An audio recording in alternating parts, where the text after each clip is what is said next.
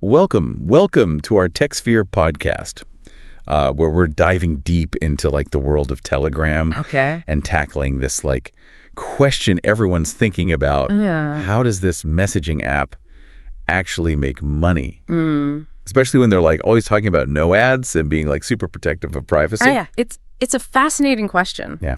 And thanks for tuning in, everyone. Yeah, please like and subscribe and share. Exactly. If you're finding this as interesting as we are, share it with your friends. It is a real head scratcher. I mean, Telegram has just exploded in popularity, right? I mean, they're boasting over 900 million monthly active users, which puts them right up there with the big players in the messaging world. For sure. But their commitment to no ads in private chats and their really strict stance on data privacy make their revenue model a total mystery. Right. It's they're kind of this rebel in the tech world, Sounded back in 2013 by the Duroff brothers. Yeah. Telegram has almost cultivated this image of standing up for user rights and a more private online experience. Exactly. So today we're going to unravel this mystery, explore their journey, their standout features, and how they've managed to make money without compromising their values. Right. Their story is fascinating. It's ambitious, and it's had setbacks, and ultimately it's a very carefully crafted revenue model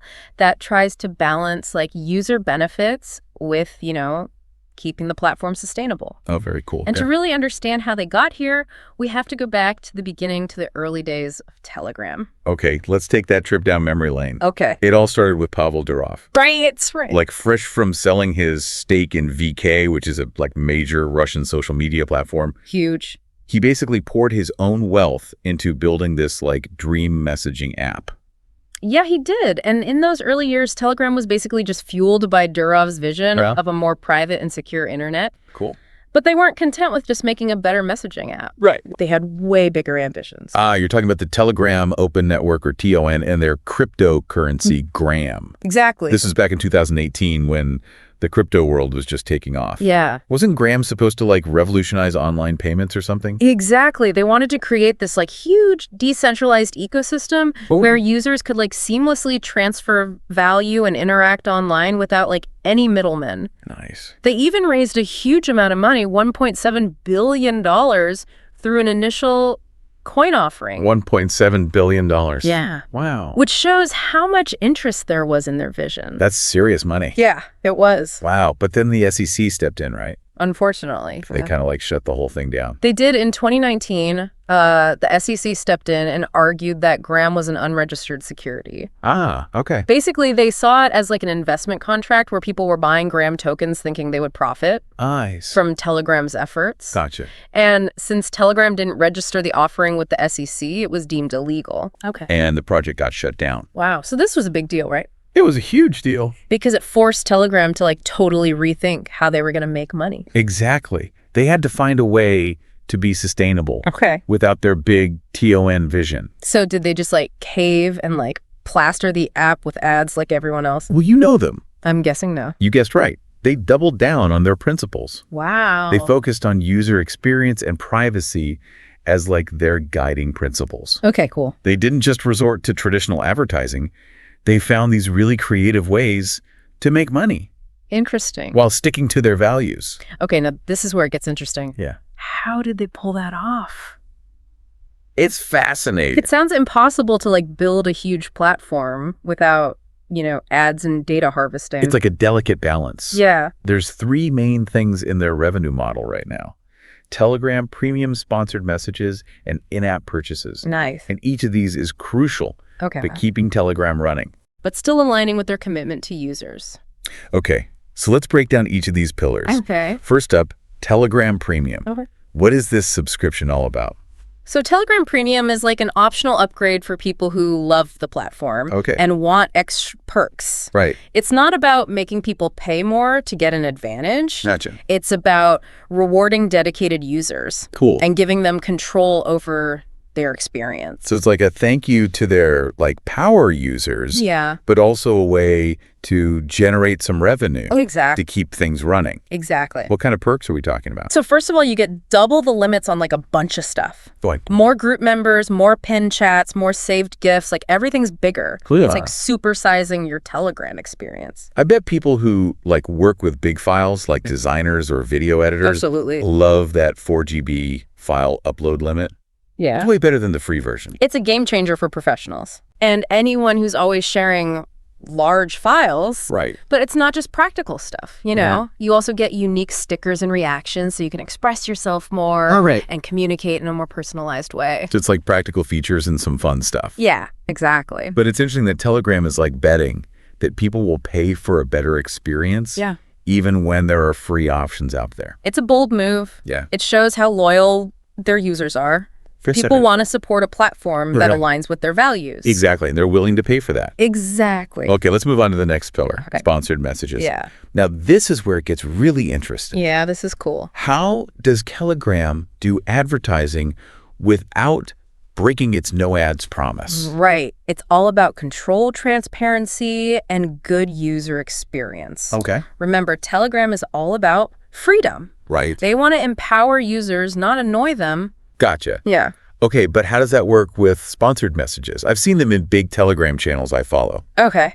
And they feel different from regular ads you see everywhere else. Yeah, they're very different. Yeah. So first, sponsored messages only show up in public channels with more than 1,000 subscribers. Okay. And even then, it's the channel owner's choice. Gotcha. Whether to turn them on Telegram doesn't force anyone. Okay, so there's control right there. Exactly. The channel owner who knows their audience Right. gets to decide if sponsored messages are a good fit. Exactly. And Telegram has strict rules for these messages. Okay. They got to be informative. Cool. And relevant to the channel's content. Okay. No flashy banners or clickbait. Right. They're more like subtle recommendations that Yeah. fit into the conversation. That makes sense. It's kind of like those sponsored posts you see on social media, but way less annoying. Exactly. Okay, but where do these messages lead? Do they take you to another website? That's the cool part. Yeah. They link to the brand's Telegram channel. Oh, that's smart. Right. So it keeps people on Telegram Yeah. and lets them engage with the brand in a way they're comfortable with. It's all about choice. Telegram isn't forcing anything. Right. They're giving brands a way to connect with interested people Yeah. in a way that feels natural. I like it. Yeah. It's so different from those in-your-face ads you see everywhere. I know. It's refreshing. Yeah. It shows how committed Telegram is Yeah. to making a user-friendly experience. Cool. They want to give users power, not take advantage of them. Okay. Let's go to the last pillar. Okay. In-app purchases. All right. This is where it gets more subtle, right? Yeah, this is where Telegram uses the idea of like in-app economies. Think of it as a way to customize your experience and support creators. Okay, cool. You're talking about things like Telegram stars, right? Yeah. That virtual currency you use to buy stuff in the app. Exactly. You can buy premium stickers or special emoji packs or even send stars to creators you like. Exactly. It's like tipping your favorite streamer. Right. But on Telegram. Exactly. It's a really cool way to make money without using ads or data harvesting. And since it's all within the app, Yeah. it feels really seamless. Totally. It's not bombarding you with links or pop-ups. Right. It's like its own little economy that makes the app better. So we have Telegram Premium for power users who want extra stuff. Right. Sponsored messages for brands to connect with people. Yeah. And in-app purchases for customization and supporting creators. Yeah, they've made a really interesting system. It is fascinating. Yeah. But how does this compare to other big messaging apps like WhatsApp? That's a good question. They definitely have a different way of making money. Oh, yeah. Completely different. Yeah. If we look at the bigger picture, we see how different Telegram's approach is. Okay. Compared to a platform like WhatsApp, which is owned by Meta, right? Meta, or like what used to be Facebook. Yeah. They're all about that data-driven advertising model. Exactly. They collect all that user data, and then they target ads based on it. Exactly. That's how they built their empire. And while WhatsApp does have end-to-end encryption for messages, They do. all those issues they had with data sharing Right. and their privacy policies have like really made people lose trust. Yeah, for sure. I remember all those concerns about WhatsApp sharing data with Facebook. Yeah. It made a lot of people rethink using it. For sure. But Telegram has positioned itself as like the opposite of WhatsApp. Yeah, in a lot of ways they have. Yeah. They're really against data collection. Right. They've even fought with governments that wanted user data. Wow. Their commitment to privacy is a big selling point for people who don't trust other big tech companies. It's a classic David versus Goliath story. It really is. The small, privacy-focused underdog taking on the giant data-collecting corporation. Exactly. But we should be careful about getting too excited. Right. Telegram has its own problems. Okay. Even with their smart revenue model, they're in a tough market. For sure. WhatsApp is still the biggest messaging app globally. Right. And other privacy-focused apps like Signal are also trying to get users. Yeah. So it's not just about having a good product and a strong ethical stance. Exactly. They also have to figure out this market. They do. And keep growing their user base. You have to. And then there are the issues with regulations. Yeah, that's a big one. Their strong stance on privacy. Right. While good has made governments around the world look at them closely. It has. Balancing user privacy with demands for content moderation is a really tough thing to do. It really is. It seems like Telegram is walking a tightrope. They are? They're trying to build a business while staying true to their values of privacy and giving users power. Yeah. It's a fascinating experiment. It is. It raises questions about the future of online platforms. For sure. Can a platform that puts users first and doesn't do aggressive monetization actually succeed in the long run? It's a good question. Can they keep their promise of privacy when regulators and competitors are putting pressure on them?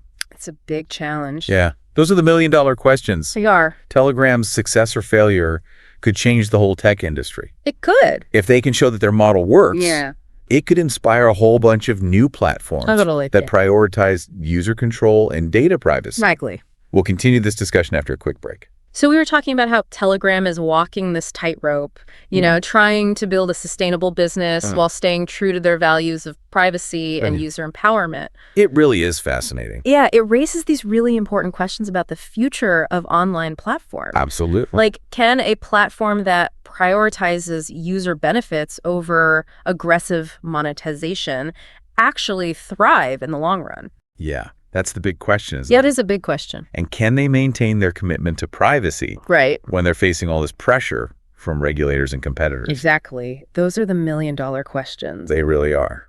Telegram's success or failure could have a huge impact on the whole tech industry. It could change everything. Yeah, if they can prove that their model is sustainable, it could inspire a whole new wave of platforms that prioritize user control and data privacy. It's like they're trying to rewrite the rules of the game, right? They are. Challenging this idea that online platforms have to exploit user data to be successful. Exactly. And that's what makes Telegram so interesting to study. Totally. They're not just building a messaging app. They're testing a whole new model for the internet. A whole new internet. Yeah, a model where users have more control over their data and their online experience. For sure. But let's be realistic, there are some big hurdles to overcome. Okay.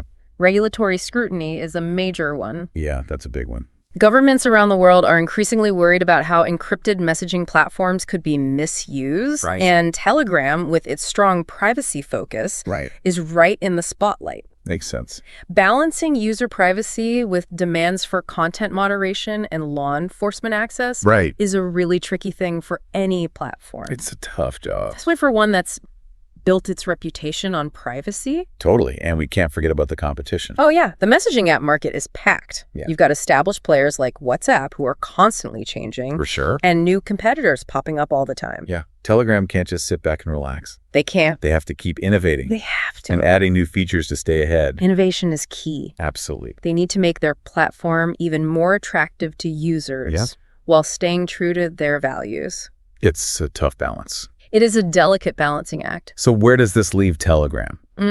That's the question. What's next for them? It's hard to say for sure. Their journey so far has been amazing. It has. It shows the power of a strong vision and a commitment to putting users first. For sure. But the challenges are real. Oh, yeah, they are. And it's going to be a bumpy road ahead. Like we're watching a turning point in the history of the internet. It feels that way. Telegram is testing out this new model. A model that puts user benefits ahead of corporate greed. Exactly. Their success or failure could have a ripple effect across the whole tech industry. It's a good reminder that we as users have a role to play. We do. In shaping the future of the digital world. We really do. The choices we make about the platforms we use, the products we buy, and the data we share, all of that has real consequences. Absolutely. Telegram has shown us that there are alternatives to the way things are. They have. It's up to us to decide what kind of internet we want to build. I like that. It's been a fascinating deep dive into the world of Telegram. It has been fascinating. Thanks for joining us on this exploration. Yeah, thanks for listening. We hope you found it as insightful as we did. Me too. And remember, the conversation doesn't end here. It doesn't. Telegram's story is still unfolding. It is. And it's a story worth following. Definitely a story to keep an eye on. That's right. Thanks for tuning in. Yeah, thank you. Please like, subscribe, and share this episode with your friends. Yes, please do. If you enjoyed this journey into the world of Telegram. Spread the word. We'll be back with more deep dives into fascinating topics soon. Looking forward to it. Until then, stay curious. We're back and ready to wrap up our deep dive into Telegram. Yeah, it's been a fascinating look at how they've managed to, carve out their own space in this world of data-hungry tech companies. Totally. And they've built this impressive platform. They have. But can they keep it going? That's the question, isn't it? Yeah, it is. Telegram premium sponsored messages and in-app purchases do bring in some revenue. But it's not clear if that's enough to fuel the kind of innovation and growth they need. Right, to compete with the big players. Yeah, like WhatsApp and other messaging giants. Yeah, it's like they're trying to change the rules of the game. In a way, they are. This idea that online platforms have to exploit user data to succeed? Right, and that's what makes them so interesting. It really does. They're not just making a messaging app. Right. They're testing a new model for the internet. A whole new way of doing things. Yeah, one where users have more control over their data and their experience online. Okay, but let's be real. Yeah. There are some big challenges ahead. For sure. Like we talked about, regulatory scrutiny is a major one. It's a huge challenge. Governments are worried about how encrypted messaging could be misused. Right, and Telegram, with its focus on privacy, is under a lot of scrutiny. And it's a tough balancing act, right? It is. Keeping users' privacy safe. Yeah. While also meeting demands for content moderation and helping law enforcement. It's a delicate balance for any platform. Yeah, and especially for one that's built its whole brand on privacy. Absolutely. And then there's the competition. Oh, yeah, that can't be forgotten. It's fierce out there. It is. The messaging market is crowded. Totally. You've got big players like WhatsApp who are always changing. Always innovating. And new apps coming out all the time. Yeah, Telegram can't afford to stand still. They have to keep moving. They have to keep innovating and adding new features. To stay relevant. So where does this leave Telegram? That's the question. What's their future? It's hard to say for sure. Their journey so far has been really impressive. It has been. It shows what can be done. Right. With a clear vision and a commitment to users. Totally. But the challenges are very real. They are. And the road ahead is going to be tough. It's going to be a bumpy ride. It feels like we're watching a really important moment in the history of the internet. It does, doesn't it? Telegram is trying out this new model. Yeah. A model that puts users first instead of corporate profits. And the outcome could change everything. It could ripple across the whole tech industry. It's a reminder that we as users have power. Yeah. We have a role to play in shaping the digital world. That's right. The choices we make about the platforms we use. Yeah, the apps we choose. The things we buy. The data we share, it all matters. It all has consequences. Telegram has shown that there's another way. That there are alternatives to the way things are usually done. Exactly. It's up to us to decide what kind of internet we want. That's a great way to put it. Well, this has been a fascinating deep dive into the world of Telegram. It really has. Thanks for joining us. Yeah, thanks for listening. And thanks for tuning in. Please like, subscribe, and share this episode with your friends if you enjoyed it. We'll be back with more deep dives into fascinating topics soon. Until then, stay curious.